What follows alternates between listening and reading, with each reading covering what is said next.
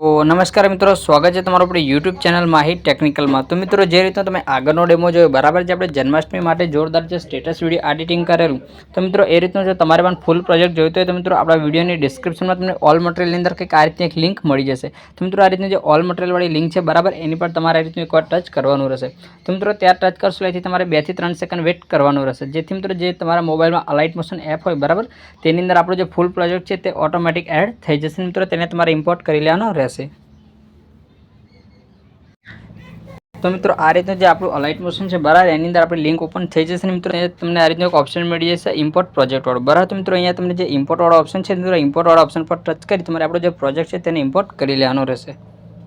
તો મિત્રો આપણો પ્રોજેક્ટ ઇમ્પોર્ટ થઈ જાય બરાબર, એટલે મિત્રો તેને તમારે અહીંથી કંઈક આ રીતે ઓપન કરી લેવાનું રહેશે। તો મિત્રો પ્રોજેક્ટ ઓપન થઈ જશે બરાબર, તો તમને કંઈક અહીંયાથી આ રીતનું ગ્રુપ મળી જશે। તો મિત્રો ગ્રુપ મળી જાય બરાબર, એટલે તમને ડાબી બાજુ 2 આંખવાળો ઓપ્શન મળી જશે, જે તેની આંખો બંધ હશે।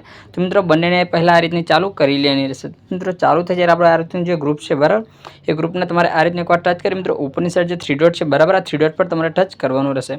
તો ટચ કરશો એટલે લાસ્ટમાં એક ઓપ્શન મળી જશે અનગ્રુપનો, તો તમારે કંઈક અહીંયાથી આ રીતનું અનગ્રુપ કરી લેવાનું રહેશે। તો મિત્રો આ રીતનું અનગ્રુપ કરી લેશો એથી તમે ડેમોમાં જેટલું પણ મટીરિયલ જોયું, જે પણ આપણું સ્ટેટસ હતું બરાબર, તે એચડીમાં અહીંથી તમને મળી જશે। તો મિત્રો આ રીતનું સ્ટેટસ તમારે અહીંથી તમારું નામ કે લોગો લગાવીને મિત્રો સેટ કરીને તેને તમારે ડાઉનલોડ કરવાનું રહેશે।